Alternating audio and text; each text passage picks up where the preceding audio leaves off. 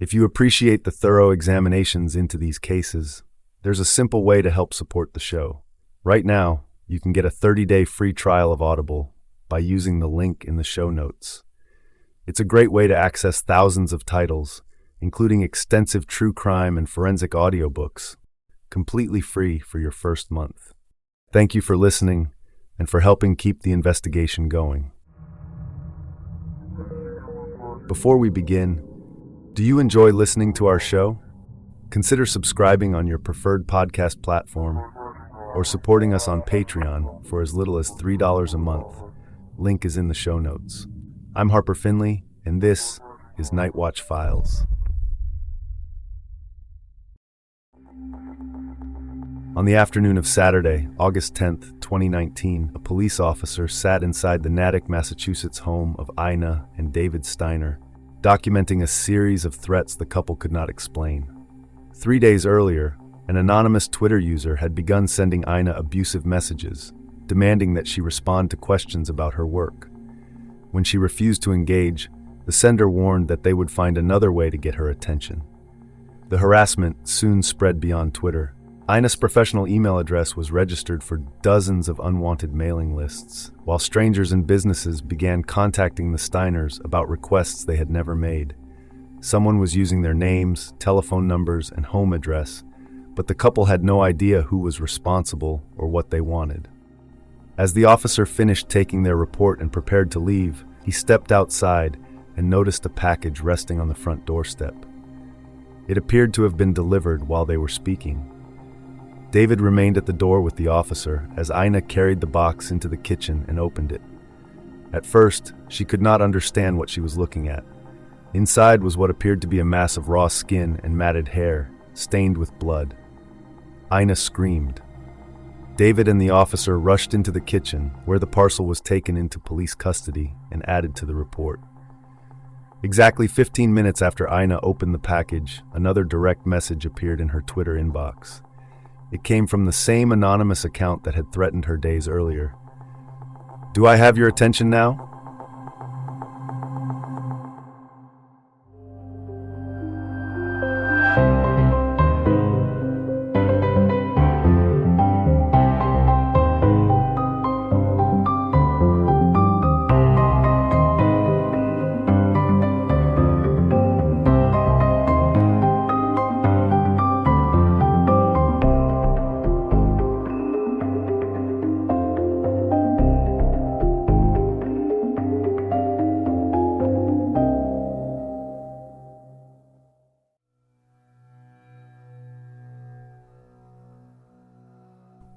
In the late 1990s, the digital landscape was a frontier of optimism, with the internet rapidly entering everyday life and redefining how people connected. It was an era shaped by the get big fast ethos of the dot-com boom, when money flowed freely into speculative startups emerging from Silicon Valley garages, and journalists covered the still intimate technology sector from their kitchen tables. Yet beneath this investment rush, much of the early web consisted of gimmicky websites that offered little practical value, with their novelty often masking how vulnerable they were. For the average person, however, the internet was beginning to provide something more tangible, a new tool for side hustles, bargain hunting, and grassroots commerce. Cultural phenomena such as the Beanie Baby craze on eBay, which had launched in 1995 as auction web, captured the public imagination and transformed collectors, hobbyists, and suburban residents into early digital merchants. Amid this rapid expansion, a quiet revolution was unfolding at kitchen tables across America, as people realized they no longer needed physical stores to participate in global trade. It was within this changing environment that Ina and David Steiner, a married couple living in the Boston suburb of Natick, Massachusetts, found their calling. Both were avid collectors and traders. Ina had spent years amassing a large collection of books, while David was a lifelong yard sale enthusiast who was always searching for antique treasures.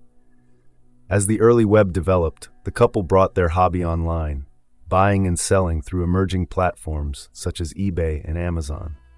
They soon encountered a frustrating obstacle that characterized the early days of e-commerce. Both platforms continually revised their systems and policies, making them difficult for ordinary merchants to understand and navigate. The Steiners recognized a significant gap between the large, constantly changing marketplaces and the small-scale sellers trying to earn a living through them. They saw an opportunity to help people, including elderly and disabled individuals, generate extra income by serving as an independent and transparent source of information. Their ambition was not to become sensationalist firebrands, but to provide a trustworthy, factual guide that gave small merchants a voice in an increasingly consolidated corporate environment. Turning that vision into reality in the late 1990s required considerable technical resourcefulness. Prepackaged content management systems and publishing platforms such as WordPress did not yet exist.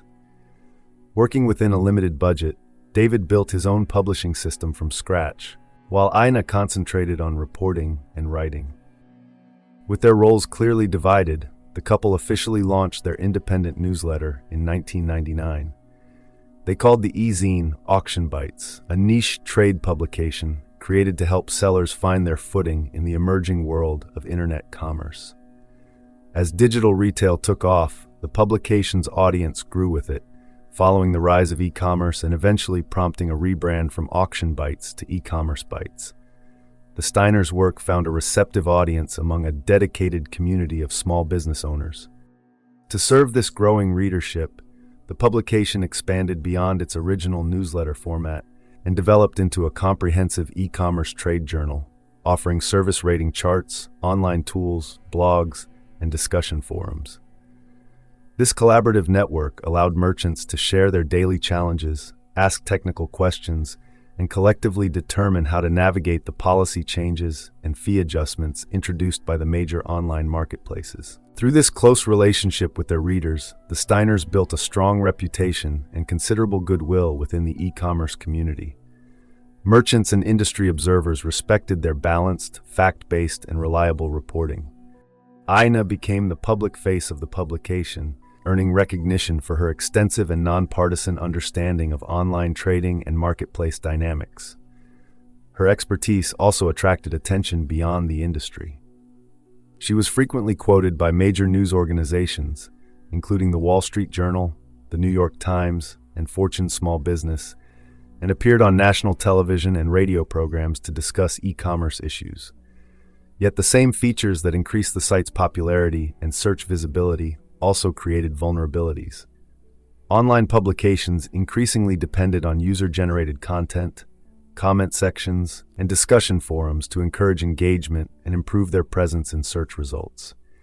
Because these public spaces were often lightly moderated, hostile anonymous users could exploit them to provoke conflict, manipulate search rankings, or damage a publication's reputation from behind a screen. By the spring of 2019, E-commerce Bites had been a fixture of the e-commerce community for 2 decades. As the industry confronted growing corporate consolidation and pressure from activist investors, the Steiners' reporting increasingly examined structural concerns, including executive compensation and corporate spending. On April 10th, Ina published a detailed report examining the wealth disparity at the top of the e-commerce industry. Drawing from public financial disclosures, she reported that eBay Chief Executive Officer Devin Wenig's annual compensation package had reached $18 million, a sum equal to 152 times the pay of the typical marketplace employee.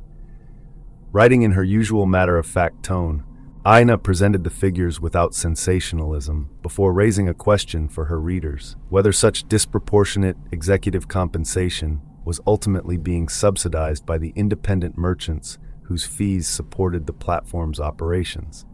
The article was warmly received by the publication's core community, who valued having an independent outlet report on the economic divide between marketplace users and corporate leadership.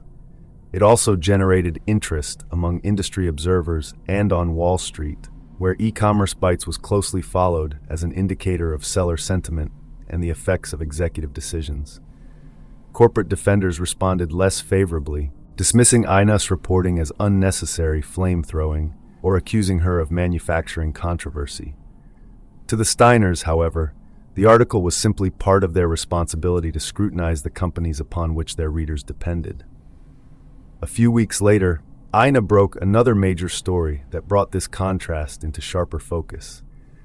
She reported on the construction of Walker's West, a replica of a popular Manhattan pub built directly on eBay's corporate campus in California. According to Ina, no expense had been spared on the project. In a skeptical passage, she observed that it was probably news to sellers and shareholders that such a pub-like lounge was being constructed on the campus. By placing the cost of the facility alongside the experiences of small sellers, contending with rising fees and policy changes, the article directly questioned the company's spending priorities. The revelations struck a nerve. A prominent anonymous online critic known as Fidomaster shared the article on Twitter and condemned the pub as a waste of money, at a time when the company was implementing cost reductions, laying off employees, and facing pressure from investors. While the Steiners' established base of sellers rallied behind the report, corporate defenders accused Ina of being a biased writer who deliberately skewed her stories to work readers into an emotional frenzy. Undeterred, the Steiners stood firmly behind their reporting, regarding both stories as central to the purpose of their independent publication, giving ordinary sellers a voice.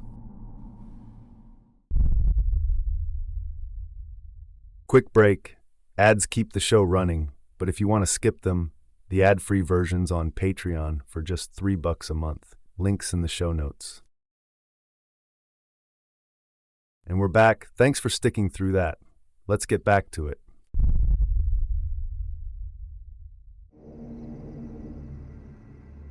On August 1st, while reporting on an article originally published by the New York Times, Ina detailed a sweeping lawsuit that eBay had recently filed against its direct competitor, Amazon, accusing the company of unlawfully poaching sellers. In her article, titled "eBay RICO Lawsuit Meant to Curb Seller Exodus to Amazon," Ina examined the corporate strategy, observing that while the marketplace was struggling to reverse declining sales, discouraging sellers from moving to Amazon or preventing Amazon from recruiting them might not be the most effective response. She also questioned whether the strategy accounted for sellers' desire to diversify their businesses across multiple platforms. Over their years covering the industry, the Steiners had occasionally dealt with comment section disruptions and anonymous insults, yet those isolated encounters had always remained confined to the digital sphere. What followed this latest article, however, marked an unprecedented escalation.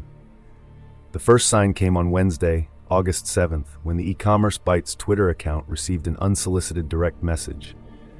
The sender used the handle @TuiElay and displayed a shadowy skull as their avatar. Claiming to be a disgruntled seller from Samoa, whose livelihood was being harmed by the publication's negative reporting, @TuiElay bluntly demanded to know, "What's your problem with eBay?" Drawing on decades of online experience, Ina initially dismissed the sender as an internet troll. Following the familiar rule of never feed the trolls, she ignored the message, hoping the user would lose interest and move on. Instead, the silence appeared to infuriate the anonymous antagonist, prompting a torrent of increasingly hostile and vulgar messages across Ina's screen. The account repeatedly demanded her attention. "Hello. What the fuck? Are you there? And I'm waiting. I don't like waiting." When Ina continued to ignore the messages, the tone shifted from online abuse to a personal threat. "I guess I'm going to have to get your attention another way, bitch." The Steiners' anxiety grew as the abuse became explicitly misogynistic, with the user writing, "You don't have the balls to talk to me? Stop hiding behind our computer screen, you fucking cunt." By then, the Steiners no longer believed they were dealing with an ordinary critic. Any hope that the harassment would remain confined to Twitter disappeared late the following night. At approximately 11 p.m. on Thursday, August 8th, the Steiners watched in disbelief as Ina's professional email inbox began receiving more than 50 unwanted newsletters and spam subscriptions within a single hour. Reviewing the deluge, they discovered that someone had registered her address with a bizarre assortment of organizations and mailing lists.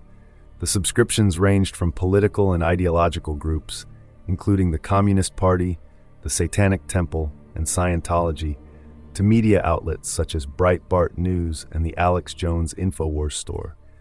Others appeared chosen to target personal or physical vulnerabilities, including a patient support newsletter called Heather's IBS News. The flood also included graphic and disturbing material involving pornography, sex toys, bondage, cadavers, and animal abuse, with registrations for Sin City Fetish Night, Vancouver Fetish Weekend, Passional Boutique, and cat fairies. On Saturday, the harassment moved closer to their home when David received a notification and a telephone call from a taxidermy and animal parts shop in Arizona. A representative left a voicemail explaining that the business was unable to fulfill a recently placed online order for a wet specimen intended for delivery to the Steiners address. Confused and alarmed, David returned the call and learned that the specimen was an embalmed pig fetus. The couple now understood that whoever was behind the harassment had moved beyond online messages and was using their home address. Fearing for their safety and desperate for assistance, the Steiners contacted the Natick Police Department to report what had been happening. A local police officer responded to their residence, where he took a formal report and documented the escalating series of events. As the officer finished taking their statement and prepared to leave, he stepped outside and noticed a package sitting on the front doorstep. While the officer and David continued speaking at the door, Ina carried the Amazon parcel into the kitchen. When she opened the box, Ina was confronted with what appeared to be raw skin and hair, causing her to scream.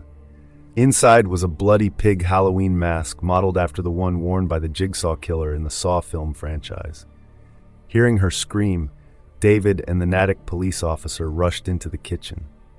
Having witnessed the consequences of the harassment firsthand, the officer took possession of the parcel and added the delivery to his report.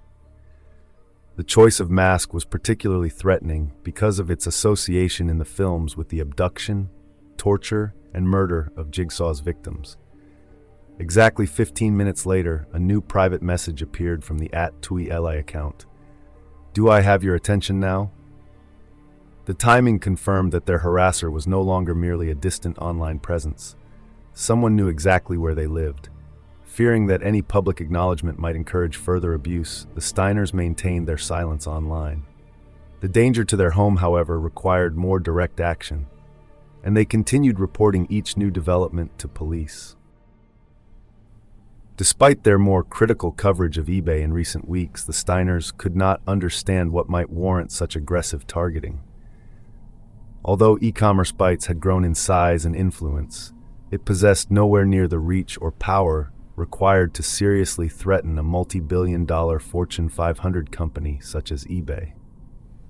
The couple had also maintained a cordial relationship with the company, having met and worked with many of its employees over the years, several of whom subscribed to their newsletter.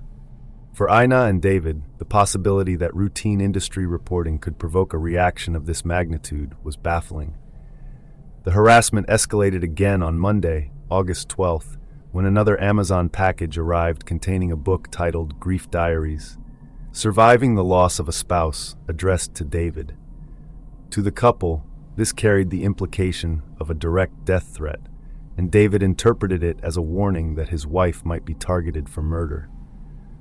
The harassment changed form again the following day, when David retrieved a voicemail from a representative of the adult toy company Adam and Eve. The caller was following up on an online inquiry supposedly submitted by David expressing interest in opening a retail franchise.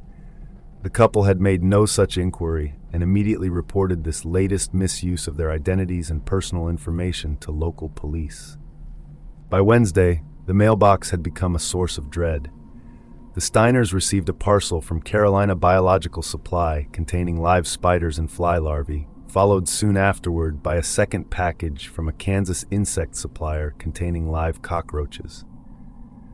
The campaign escalated once more on Thursday, when a delivery driver from a Cambridge florist arrived at their back door, carrying a funeral wreath accompanied by a card bearing Ina's name. This second death-related delivery deepened David's fear that they were dealing with a stalker intent on killing his wife. That same day, the couple was mortified to learn that two neighbors had received packages containing copies of the explicit magazine Hustler, Barely Legal, with David's name printed prominently on the shipping labels. The act appeared designed to humiliate the couple and damage their standing within the community. In response, Ina and David began transforming their home into a makeshift bunker.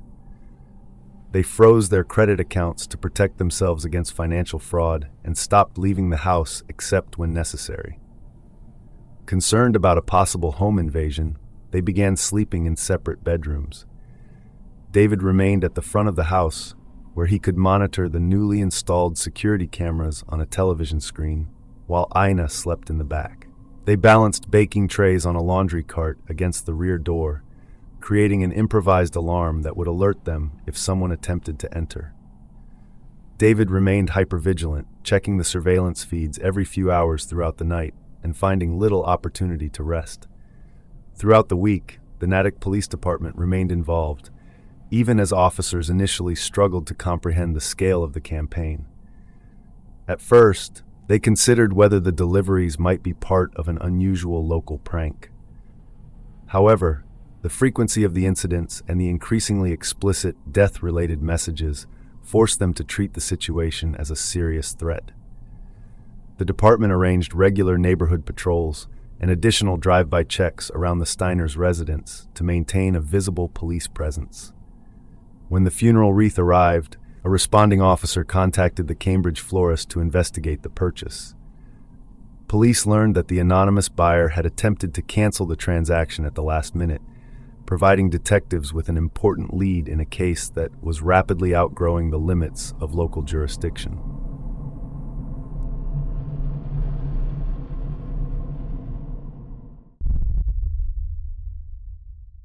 Quick break. Ads keep the show running, but if you want to skip them, the ad-free version's on Patreon for just $3 a month. Links in the show notes. And we're back. Thanks for sticking through that. Let's get back to it.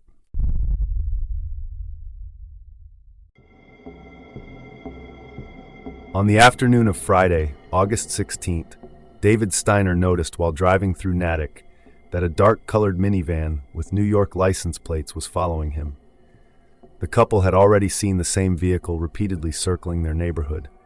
Fearing that its occupants might be preparing to attack him, David recorded the license plate number and drove directly to the Natick Police Department, NPD, to file an emergency report.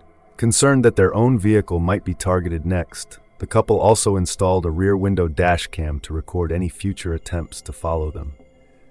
Under immense stress, however, David recorded and reported one letter of the license plate incorrectly.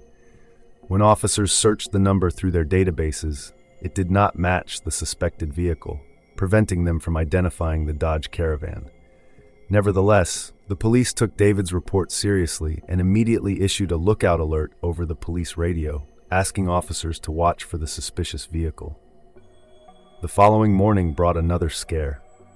At 4:30 a.m., while monitoring the newly installed security cameras in the darkness, David saw a black car pull up outside and an unknown man emerge carrying a large leather bag.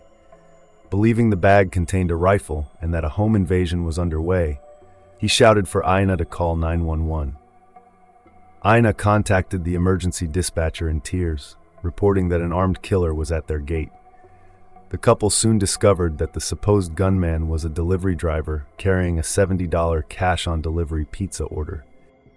The harassment resumed late the following night, at 11:30 p.m., when a second unordered pizza arrived. It had been placed using the same telephone number previously used to purchase the funeral wreath. By Sunday, the anonymous @TuiLA Twitter account had brought the abuse into public view by doxing Ina. The account posted her full name, age, and home address alongside the threatening caption, "This your address?" 3 minutes later, Ina received another private message, "You get my gifts, cunt?" The Steiners, local police, and concerned supporters immediately reported the account to Twitter and requested the removal of the post, eventually securing a temporary suspension. The relief was brief. The harassers quickly turned to Craigslist, publishing false advertisements that displayed the Steiners' home address. The first, titled "Block Party in Natick, Let's Have Some Fun," claimed that fun locals were hosting an open house while the owners were away. It invited singles, swingers, and college students to visit the property and ring the doorbell at any hour. A second ad portrayed the Steiners as a mature married couple seeking sexual partners for threesomes and BDSM encounters at their home. This was followed by a post on a yard sale search website advertising an everything must go estate sale and instructing visitors to knock on the front door if the owners were not outside. Strangers began arriving at the house throughout the day and night, some searching for a yard sale and others expecting a sexual encounter, forcing the couple to call the police repeatedly. The stalkers also sent explicit pornography to a third neighbor's home, once again placing David's name on the mailing label. Recognizing the mounting danger, the Natick Police Department upgraded its occasional patrols to round-the-clock protection. An undercover officer was stationed outside the Steiners' residence in an unmarked Jeep with tinted windows, maintaining surveillance over the property. The couple repeatedly tried to determine who could harbor such a personal vendetta over their restrained, fact-based reporting on a largely unreachable corporate giant, but they remained entirely in the dark. That changed with a breakthrough on August 18th, when David spotted another vehicle following him through Natick, this time a silver GMC SUV. He photographed the license plate and immediately provided the image to the NPD. Officers traced the vehicle to Enterprise Rent-A-Car and discovered that it had been rented by a California woman named Veronica Zay. Police then traced Zay to the Ritz-Carlton in Boston, where they learned she was staying with a man named David Harville. Both were eBay employees.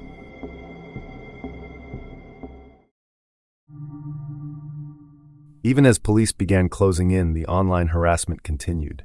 With @Tui LA suspended, a slightly altered account named @LA Tui appeared and taunted Ina. "Nice try! You can't shut me down!" Other burner accounts joined the campaign and amplified the threats. Among them was @TopSeller13, which used a profile image of a pig's head and publicly asked LA Tui, "What's Ina address again? Guess I have to pay her a visit." The account also directed a series of abusive public messages at Ina, writing, "20 years of lies and destroying families. Don't be proud of that, you worthless bitch. I will destroy your family and business too. See how you like it. When are we going to visit her in Natick?"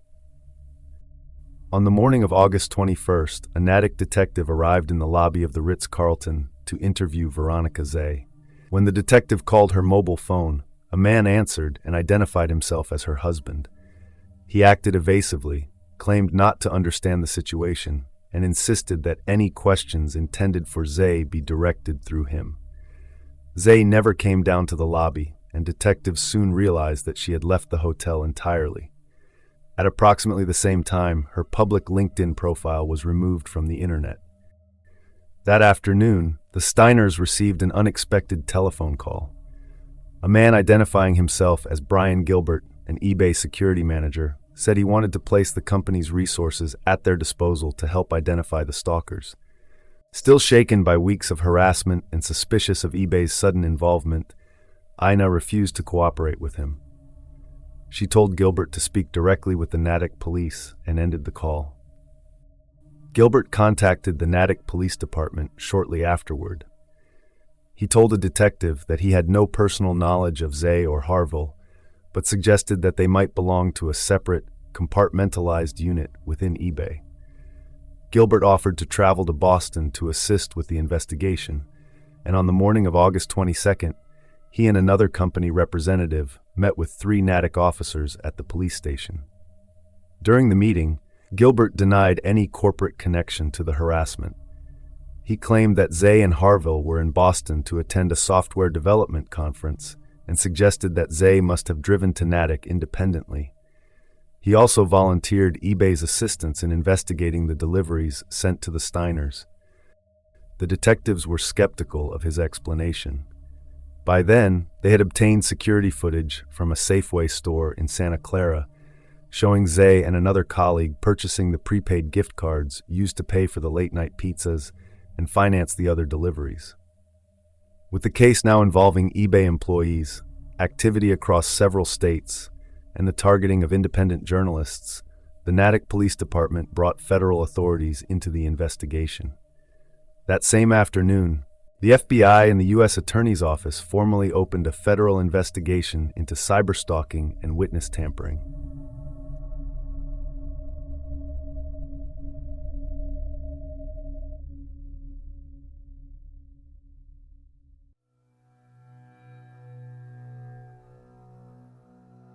Nearly a year earlier, in late 2018, a specialized and increasingly insular security apparatus had begun taking shape behind the scenes at eBay's headquarters.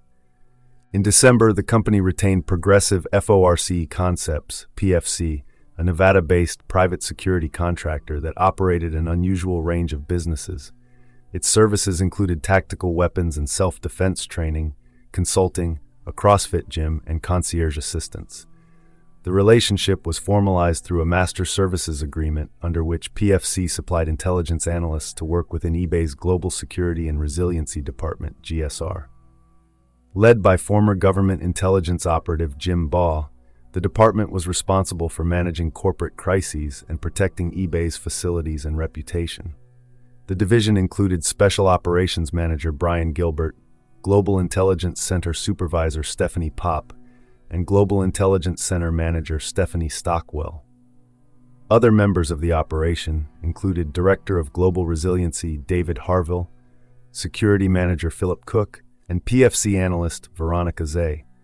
Although Zay was technically employed and paid by PFC, she operated as a borrowed servant who was fully integrated into eBay's internal hierarchy. Her daily assignments, performance evaluations, and direct supervision all came from eBay security personnel. PFC handled the administrative aspects of her employment, including payroll, a corporate credit card, and approved expenses, but exercised no meaningful oversight over her work. The company, and by extension its security division, soon came under greater pressure when activist hedge fund Elliott Management acquired a stake of approximately 4% in eBay in January 2019. Known for pressuring companies to cut costs and increase shareholder returns, Elliott sent a public letter to eBay's board of directors outlining its Enhancing eBay plan. The letter argued that the company had underperformed its industry peers and the broader market for an extended period. Elliott called for a comprehensive portfolio review that would simplify the business through the sale of non-core assets, such as StubHub and classifieds, including Craigslist and Gumtree, allowing the company to concentrate on its central marketplace. The fund also demanded that eBay resolve persistent technical and operational problems affecting its core platform in an effort to restore organic growth. Its call for extensive changes to the company's governance was widely interpreted as an ultimatum to replace CEO Devin Wenig. Elliott Management's intervention intensified the pressure throughout eBay's executive ranks.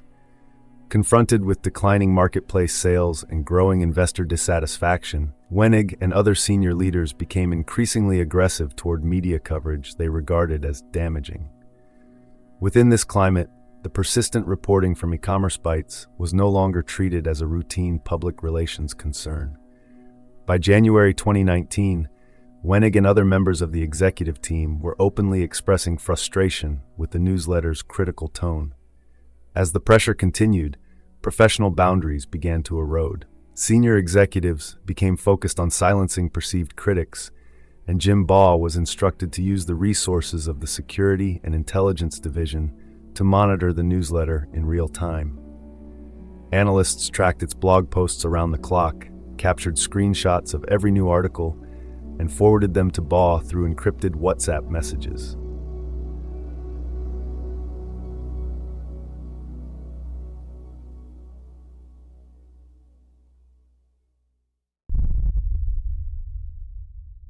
Quick break. Ads keep the show running, but if you want to skip them, the ad-free version's on Patreon for just $3 a month. Links in the show notes. And we're back. Thanks for sticking through that. Let's get back to it.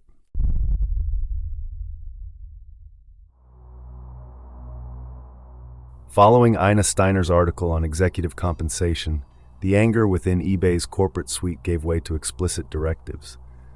On April 10, 2019, Chief Communications Officer Steve Weimer sent Devin Wenig a link to the piece accompanied by a blunt message: "We are going to crush this lady."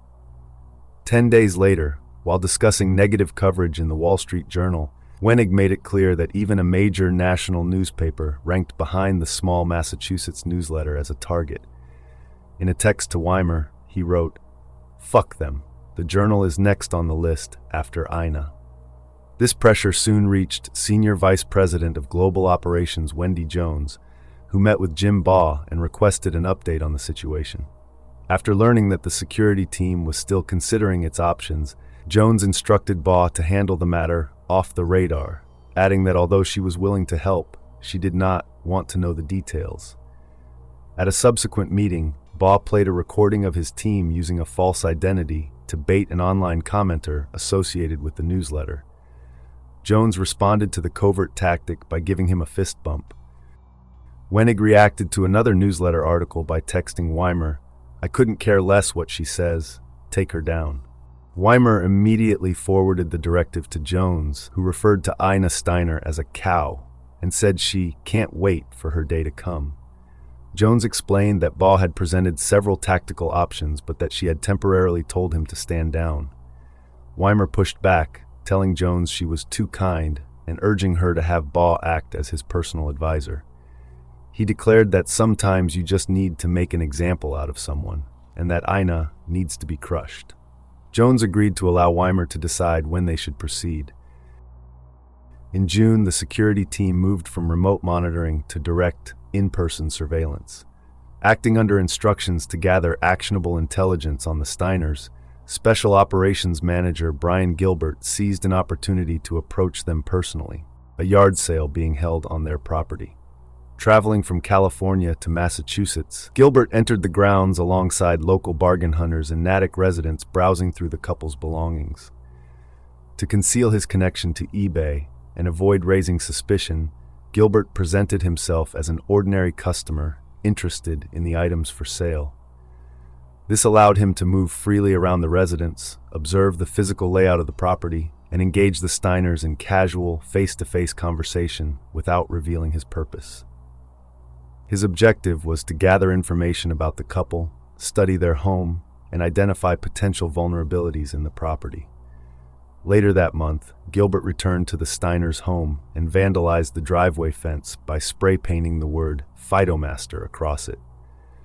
Because Phytomaster regularly commented on e-commerce sites and shared Ina's articles on Twitter, members of the security team had become convinced that the account was either a sock puppet operated by the Steiners or a close collaborator working with them. By writing Phytomaster across the physical boundary of the Steiners' home, Gilbert believed he was delivering an unmasking gotcha. In the team's view, the graffiti demonstrated that Phytomaster's supposed anonymity had been penetrated and traced directly to the Natick property. Together, these operations provided the security team with a physical map of the residence and personal intelligence about its occupants. The decisive escalation followed the August 1, 2019 article questioning Devin Wenig's litigation strategy against Amazon. Within 30 minutes of its publication, Wenig texted Weimer, "Ina is out with a hot piece on the litigation. If we are ever going to take her down, now is the time." Weimer responded, "On it," before immediately texting Baugh, "I want her done." He also promised that he would personally embrace managing any bad fallout. In a follow-up email, Weimer reinforced the directive, writing that the newsletter gave him ulcers and that anything we can do to solve it should be explored, whatever it takes.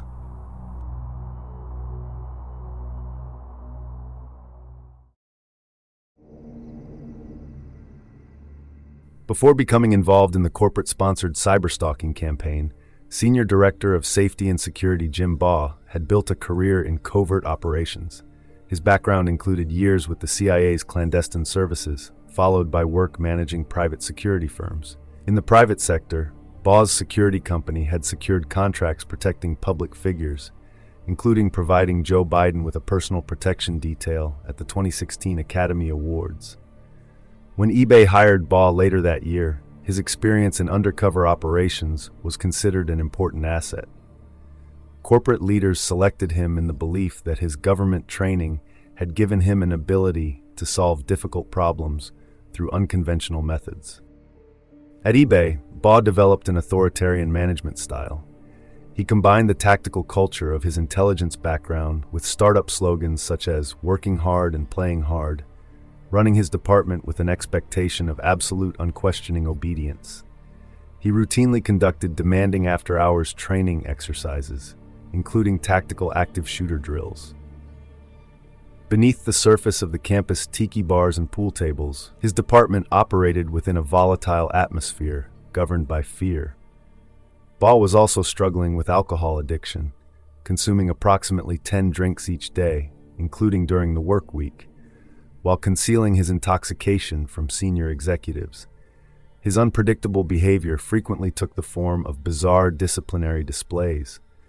On one occasion, after discovering that someone had left a knife on a barbecue grill following a team gathering, Ball summoned his employees to a meeting. He launched into a tirade about how an intruder could use the weapon before repeatedly stabbing a conference chair to illustrate his point. He then ordered that the knife remain embedded in the chair as a permanent warning. On another occasion, to teach his employees that they had no right to privacy in the workplace, Ball ordered their personal belongings removed from their lockers and dumped into trash bags. The department also experienced a high rate of staff turnover. Ball regularly replaced older male employees with young blonde-haired women and eventually referred to his subordinate team as Jim's Angels when speaking with corporate leadership, a reference to the Charlie's Angels franchise. The culture was intended to break down junior impressionable analysts and reshape them into compliant operatives willing to carry out instructions without question. To reinforce this cult-like hierarchy, Baugh demanded complete personal loyalty and instructed team members to call him Dad, while referring to Supervisor Stephanie Pop as Mom. He established a strict code of silence and frequently invoked the idea of a circle of trust when discussing covert corporate activities. One of his preferred methods for instructing the team was to project scenes from Hollywood films in the boardroom. To stress the importance of secrecy, Baugh played a scene from American Gangster in which Denzel Washington's character executes an associate in public, presenting it as a lesson about the consequences of breaking silence. To prepare his employees for potential legal scrutiny, he showed them a clip from The Wolf of Wall Street, depicting conspirators feigning complete amnesia while being questioned by investigators. He repeatedly used Robert De Niro's monologue about the circle of trust from the comedy Meet the Fockers to reinforce the boundaries of his inner group. After ordering his employees' belongings removed from their lockers, he also showed them a scene from Full Metal Jacket about locker discipline.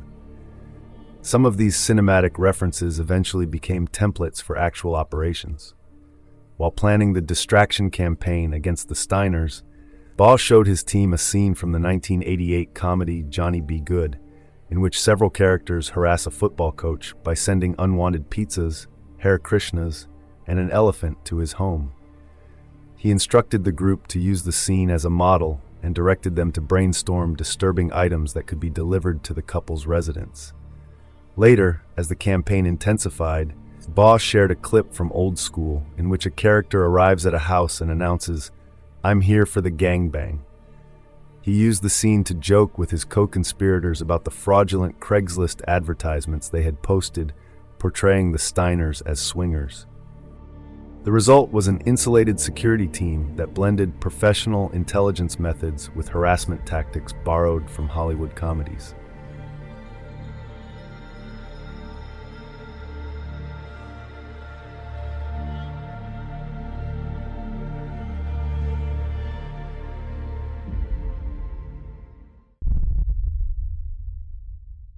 Quick break. Ads keep the show running, but if you want to skip them, the ad-free version's on Patreon for just $3 a month. Links in the show notes. And we're back. Thanks for sticking through that. Let's get back to it.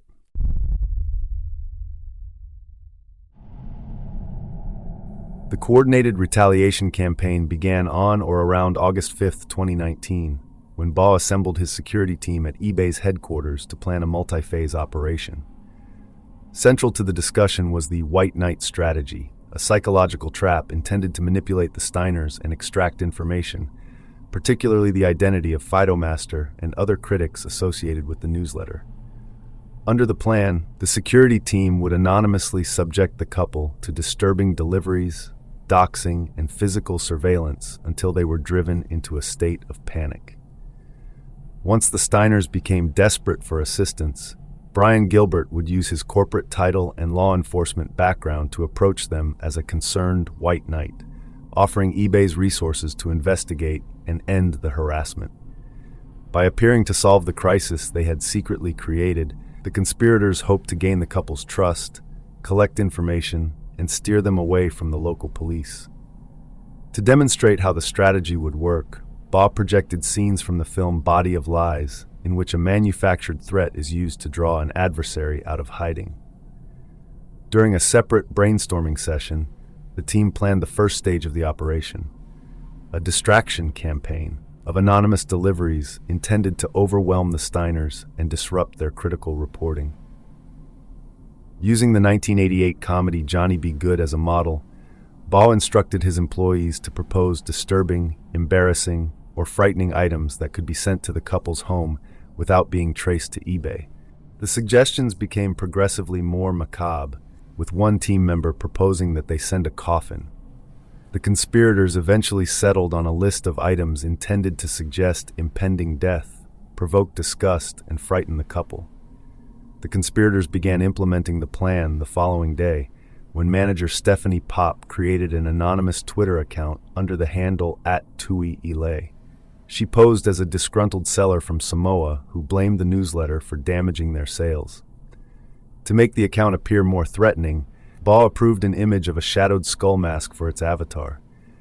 In an exchange that afternoon, Baugh contacted Chief Communications Officer Steve Weimer to confirm the operational timeline, asking, "If I can neutralize Ina's website in 2 weeks or less, does that work for you?" Within minutes, Weimer responded with a demand to see ashes, adding, "as long as it takes." With this executive approval, Pop initiated the online harassment. Using the @TuiElay account, she sent Ina the first direct messages, demanding to know what her problem was with eBay and insisting that she respond. The following day, the security team concentrated on acquiring tools that would conceal their involvement from law enforcement. Analyst Veronica Zay traveled to a supermarket in Santa Clara, where she purchased prepaid debit cards with cash. She also used cash to buy a prepaid telephone and a burner laptop from a Best Buy in San Jose, allowing the conspirators to manage the digital campaign outside eBay's systems. Equipped with these anonymous devices and payment methods, the team launched a large-scale email flood later that night, registering Ina's address for more than 50 unwanted newsletters and spam subscriptions. The campaign soon expanded into biological harassment and efforts to damage the Steiners' reputation. Pop sent increasingly hostile and vulgar messages through the @TuiElay account. Meanwhile, analyst Stephanie Stockwell took responsibility for the physical deliveries, using an anonymous email account to order live spiders and fly larvae for delivery to the Natick residents. That same day, one of the conspirators purchased a pornographic magazine subscription in David's name and directed the copies to neighboring homes in an effort to humiliate the couple within their community. On Baugh's instructions, the team also attempted to purchase a preserved fetal pig from an Arizona taxidermy shop. The order was stopped when an employee contacted the Steiners to verify the suspicious billing information. After the fetal pig order failed, the conspirators shifted to a bloody pig face Halloween mask modeled after one from the Saw film franchise. The campaign entered its next stage on August 11th, when Pop sent Ina another series of vulgar and threatening direct messages. With the online harassment and deliveries underway, Baugh finalized plans for the team's travel to Massachusetts. He ordered Director of Global Resiliency David Harville to fly to the East Coast and participate in the physical surveillance operation. In a message that afternoon, Baugh wrote, "You and I need to fly to East Coast for the operation. I'll book travel arrangements off the grid." He followed this with another message, "I won't send the boss's texts, but I've been ordered to find and destroy." Harville replied, "Copy, totally black. I'm deleting this now." To ensure that Harville understood the executive support behind the operation, Baugh forwarded screenshots of his earlier exchanges with Weimer. He then instructed Harville to delete the entire conversation from his telephone to prevent the messages from being discovered and costing them their jobs.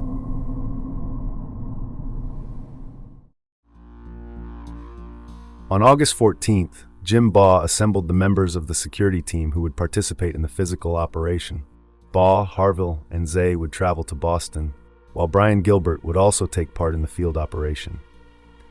Pop and Stockwell would remain in California and provide support. During the meeting, Gilbert warned that the disturbing deliveries would place the Steiners on high alert, causing them to watch anyone approaching their property more closely and potentially exposing the field operatives. In response, Baugh instructed Zay to stop any outstanding package deliveries that might further alert the couple. To establish a cover story for the trip, Harville and Zay registered for a software development conference in Boston on August 14, 2019, although they had no intention of attending and never accepted a place from the waiting list. The following day, the team flew from California to Boston. Baugh and Zay traveled together, while Harville took a separate flight that same day. After arriving, Zay rented a black Dodge Caravan, Harville rented a blue Subaru Forester, and all three checked into the Ritz-Carlton. Back in California, Stockwell sent Harville a WhatsApp message at approximately 8:30 p.m. containing the license plate numbers, makes, and models of the Steiners' vehicles, including their Toyota RAV4. At 11:30 p.m., the Boston team drove the rented Dodge Caravan to the Natick residence. Baugh and Harville approached the house on foot, intending to attach a GPS tracking device to the family's vehicle. Before traveling to Massachusetts, they had practiced installing the device on a similar vehicle in eBay's corporate parking lot. As the two men moved toward the Steiners' garage, Zay monitored the Natick police dispatch online so she could warn them of any approaching officers. The attempt failed because the Toyota RAV4 was secured inside the locked garage. To provide protection if local law enforcement stopped them, Baugh ordered the team to fabricate a person of interest document. Through WhatsApp, he instructed them to create a narrative falsely alleging that the Steiners had made violent threats against eBay, its chief executive officer, and other employees, telling Zay to make it up. The fraudulent document was intended to mislead the police and justify the team's presence in Massachusetts by portraying the journalists as potential security threats. At approximately 3:48 p.m. on August 16th, David Harville visited a Boston-area hardware store and purchased tools selected to facilitate a break-in: a slotted screwdriver, a 6-in-1 painter's tool, a 2-ended cat's paw pry bar, and a pair of nitrile rubber gloves. The team intended to use the tools to enter the Steiners' locked garage and attach the GPS device to their vehicle. The group then began mobile surveillance. Baugh and Zay repeatedly drove past the Natick residence in the rented black Dodge Caravan, while Harville monitored the surrounding area from the blue Subaru Forester. When they spotted David Steiner driving through town, Baugh began following him closely. David soon became suspicious of the dark-colored minivan repeatedly appearing around his vehicle. He recorded its license plate number and reported the suspected stalking to the local police. The team's first warning that the operation had been exposed came through the police dispatch.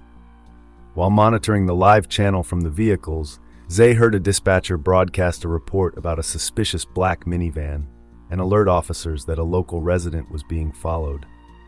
The transmission caused immediate panic.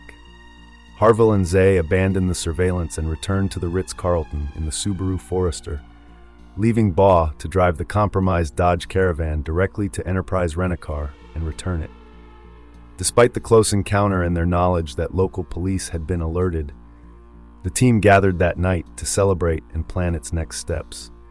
At the Ocean Air restaurant in Boston, Baugh, Harville, and Zay accumulated a $750 bill for food and alcohol, which was closed at 10:41 p.m. Rather than responding with caution, the conspirators mocked the fear they had caused the Steiners. Over drinks, Baugh declared that they needed to resume the psychological pressure by spamming the couple again. The group began proposing further deliveries. Harville suggested sending chainsaws and human feces to the Steiners' doorstep, while Baugh proposed a dead rat. Seeking an immediate way to disrupt the couple's sleep that night, Baugh used his telephone to instruct Stockwell to send an emergency plumber to the Natick residence in the middle of the night.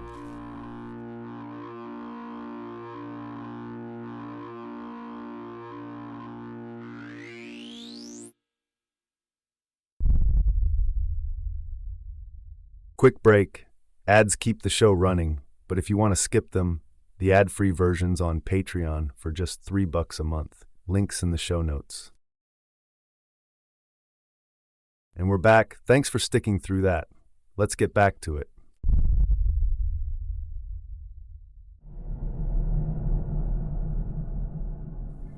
On the morning of August 22nd, 2019, Brian Gilbert arrived at the Natick Police Department for his scheduled meeting with local detectives. Fulfilling his role in the White Knight strategy, Gilbert insisted that eBay had no involvement in the harassment campaign. Unknown to him, the detectives were already skeptical of that claim. They had obtained surveillance footage from a Safeway store showing Veronica Zay purchasing the prepaid gift cards used to finance the late-night pizza deliveries. Recognizing that the investigation had grown beyond a local harassment case into a corporate conspiracy involving activity across several states, Natick officials briefed federal authorities that afternoon. The FBI Boston Division's Cybercrime Squad and the U.S. Attorney's Office for the District of Massachusetts formally opened an investigation into cyberstalking and witness tampering. Federal investigators assumed control of the case and began securing search warrants and issuing subpoenas for digital records, Apple iCloud backups, cellular data, and enterprise rental agreements. For Ina and David Steiner, the arrival of the FBI provided a sense of validation, but it did not immediately dismantle the protective routines they had established around their home. The couple worked closely but cautiously with federal agents, providing logs of the threatening messages and detailed records of each unwanted delivery. Yet while investigators began tracing the digital footprints left by the burner devices, the conspirators were working behind the scenes to conceal the evidence. The cover-up intensified when Jim Baugh sent Steve Weimer a direct message from his personal mobile phone. Abandoning his previous denials, Baugh admitted that his team had run an op on our friend in Boston, while falsely assuring Weimer that nothing illegal occurred. As corporate investigators began asking questions, Baugh sought protection from senior leadership, writing that the local police did not have a case and that he did not want eBay's legal department to give them one. Weimer did not respond, but Baugh continued trying to destroy the digital trail.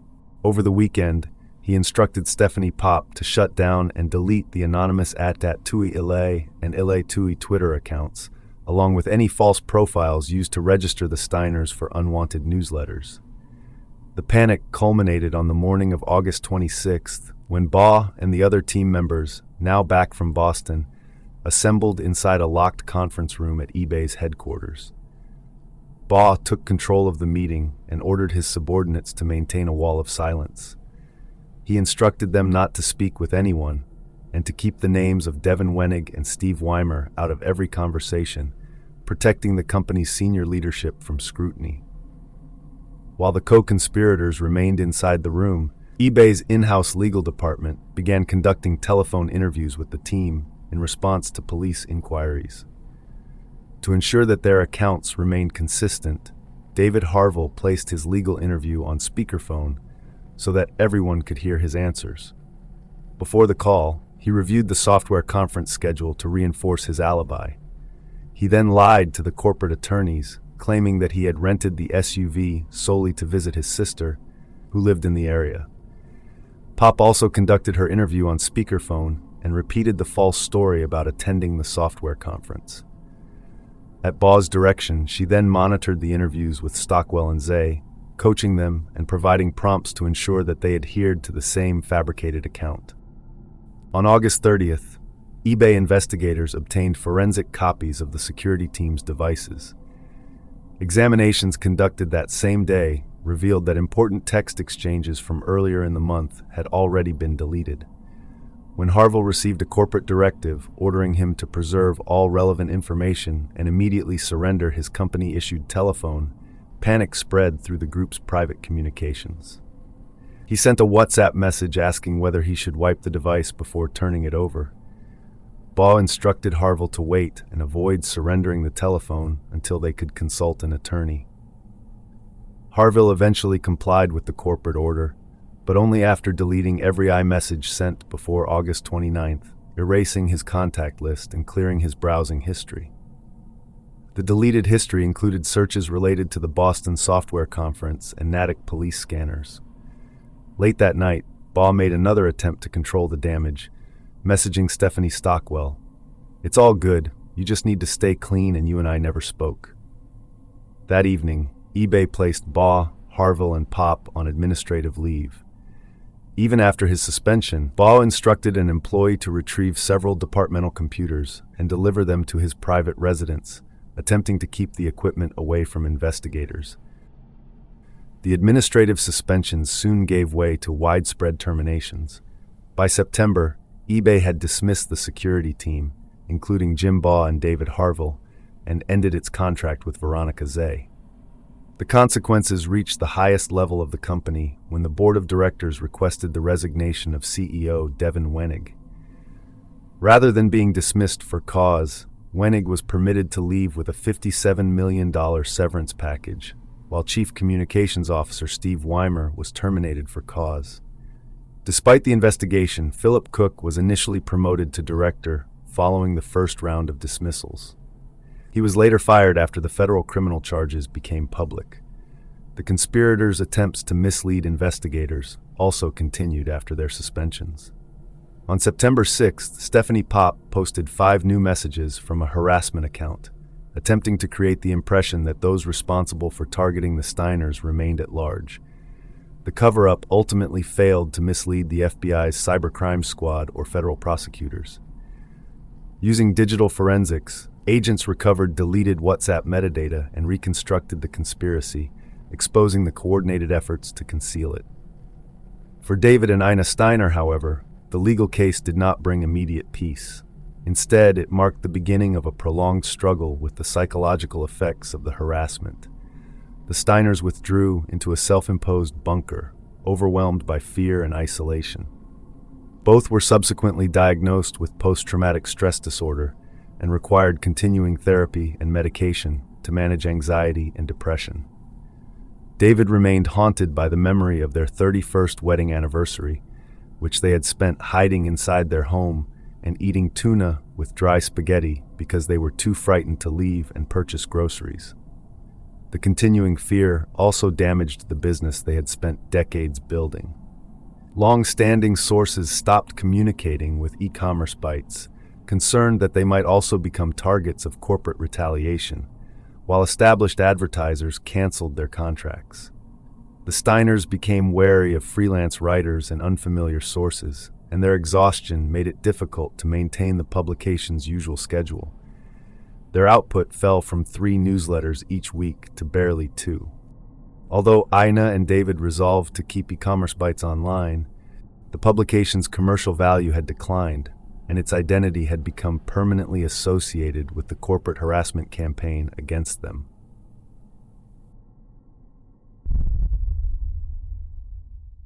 Quick break. Ads keep the show running, but if you want to skip them, the ad-free version's on Patreon for just $3 a month. Links in the show notes. And we're back. Thanks for sticking through that. Let's get back to it.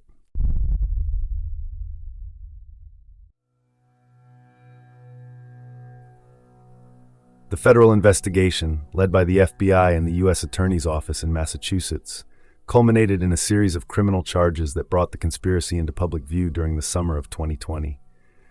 On June 15th, then U.S. Attorney Andrew Lelling announced the first felony charges of conspiracy to commit cyberstalking and conspiracy to tamper with witnesses against 6 members of the security operation. Several weeks later, on July 7th, Philip Cook was added to the case under the same conspiracy counts. As the extent of the evidence became clear, several lower-level conspirators and intelligence analysts entered guilty pleas in October 2020. Philip Cook, a former Santa Clara police captain who served as senior manager of security operations, was the first defendant to be sentenced, appearing before the court on July 27, 2021. His attorneys attempted to characterize his conduct as an aberration caused by severe alcoholism and boredom following his retirement from law enforcement. U.S. District Court Judge Allison D. Burroughs rejected those arguments and sentenced Cook to 18 months in federal prison, followed by 3 years of supervised release, with the first year to be served in home detention. Cook was also ordered to pay a $15,000 fine, complete 100 hours of community service, participate in the Bureau of Prisons' residential drug abuse program, and undergo mental health treatment following his release. While the lower-level participants cooperated with prosecutors, the Security Division's 2 senior leaders, James Baugh and David Harville, were indicted by a federal grand jury on November 3, 2020. They faced a broader set of charges that included substantive stalking offenses, witness tampering, and obstruction of justice. Before the case could proceed to trial, Harville filed a pretrial motion seeking the dismissal of several stalking counts as duplicitous and multiplicitous. The challenge led to a federal ruling on February 4, 2022, when U.S. District Judge Patty B. Saris denied the motion. Judge Saris determined that the proper unit of prosecution under the federal stalking statute was the individual victim. Because Ina and David Steiner were 2 separate victims, prosecutors could bring distinct charges for the stalking of each spouse without violating constitutional protections against double jeopardy. Following the defeat of their pretrial challenge, both senior leaders chose to plead guilty rather than face a public trial. Baugh changed his plea on April 25, 2022, admitting to conspiracy, stalking, witness tampering, and the destruction of federal records. Harville followed on May 12th, pleading guilty to stalking and witness tampering. Judge Saris subsequently sentenced Baugh, the leader of the harassment campaign, to 57 months in federal prison, 2 years of supervised release, and a $40,000 fine. Harville received 24 months in prison, 2 years of supervised release, and a $20,000 fine. The federal court sentenced several other members of the global security team later that year. On October 11th, Stephanie Popp, the former senior manager of global intelligence, was sentenced to 1 year and 1 day in prison, followed by 2 years of probation. That same day, Stephanie Stockwell, the former manager of the Global Intelligence Center, received 2 years of probation, with the first year to be served in home confinement. Stockwell's attorney secured leniency by describing how Baugh had manipulated and intimidated her within a coercive and unstable working environment. Contract intelligence analyst Veronica Zay was sentenced to 2 years of probation, with her first year in home confinement, and ordered to pay a $5,000 fine. The sentencing of the final individual defendant, Brian Gilbert, was delayed for several years after he was diagnosed with terminal colon cancer. On July 18, 2024, Judge William G. Young granted leniency because of Gilbert's medical condition. The former police captain and special operations manager was sentenced to time served, 1 year of supervised release, a strict prohibition against contacting the Steiners, and a $20,000 fine. Meanwhile, the criminal case had expanded to include the corporation itself. On January 11, 2024, the Department of Justice charged eBay with 6 felony counts: 2 counts of stalking through interstate travel, 2 counts of stalking through electronic communications, witness tampering, and obstruction of justice. Under a 3-year deferred prosecution agreement running from January 11, 2024 to January 11, 2027, the company accepted responsibility for its employees' actions and admitted to a detailed statement of facts. eBay agreed to pay a $3 million criminal penalty, the maximum fine permitted under the 6 felony counts, and retain an independent compliance monitor for 3 years to oversee improvements to its compliance program. If the company fulfills the agreement's requirements and commits no further crimes during that period, the charges will be dismissed at the end of the 3-year term.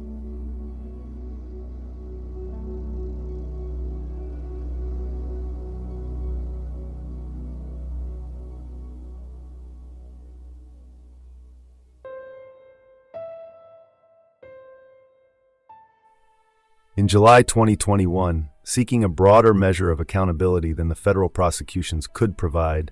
Ina and David Steiner filed a civil lawsuit in Boston federal court. The complaint named eBay, the 7 security personnel who were later criminally convicted, former Chief Executive Officer Devin Wenig, former Communications Chief Steve Weimer, and former Operations Executive Wendy Jones. It alleged that the harassment campaign had been authorized and supported at the highest levels of the company. As the case moved toward trial, the Steiners expanded their legal representation in the spring of 2024 by retaining a coalition of law firms. During discovery, their attorneys obtained more than 68,000 internal documents that exposed the communications behind the campaign. The Steiners also reached private settlements with several individual security defendants, dismissing the claims against them in exchange for their cooperation and willingness to testify against the remaining executives at trial. The path to trial was repeatedly delayed, eventually moving the scheduled start date to March 2, 2026. On February 25th, shortly before jury selection, the parties announced that they had reached a tentative settlement in principle, prompting the court to conditionally dismiss the case. Over the following months, however, the agreement unraveled as the parties proved unable to finalize written terms that reflected their respective understanding of the settlement. Unwilling to accept terms they had not agreed to, the Steiners asked the federal court to restore the lawsuit to its active calendar on June 12, 2026. U.S. District Judge Patty B. Saris granted the motion, reopened the litigation, and scheduled a new trial for January 4, 2027. The renewed prospect of a public trial, combined with increasing pressure from shareholders and activists, brought eBay and its former executives back to the negotiating table. Those negotiations culminated on July 27, 2026, with the announcement of a finalized civil settlement valued at $55.7 million. Under its terms, the Steiners received $48.7 million in direct compensation. eBay paid $46.15 million of that amount, while the former executives were required to contribute the remaining balance from their personal finances. Devin Wenig paid $2 million, Wendy Jones contributed $500,000, and Steve Weimer paid $50,000. The agreement also required $7 million in charitable contributions. eBay committed $6 million to various nonprofit organizations, while Wenig agreed to donate an additional $1 million to a First Amendment advocacy organization in Ina Steiner's name. The company was also required to release a public statement apologizing to the Steiners, condemning the conduct of the employees who had been convicted, and acknowledging the unprofessional tone used by its former executives. The resolution represented a rare victory by 2 independent publishers against a multi-billion-dollar corporation. From their kitchen table in Natick, the Steiners had succeeded in holding a Fortune 500 company and several of its former leaders accountable, despite the resources available to them. What distinguished the agreement from many corporate settlements was the absence of any non-disclosure or confidentiality provision. The Steiners remained free to discuss their experience, the evidence uncovered through discovery, and the conduct of those involved. Requiring several former executives to contribute personally also extended the financial consequences beyond the corporation itself. For Ina and David, the settlement could not erase the fear they had endured or restore the years consumed by the case, but it provided public accountability on terms they had insisted upon. They kept their laptops open and continued publishing e-commerce bites through the same kitchen table operation the campaign had attempted to silence. The harassment had been designed to drive them offline and conceal those responsible. Instead, the evidence became public. The perpetrators were sentenced, the company was required to pay and apologize, and the Steiners retained the right to tell their story in full.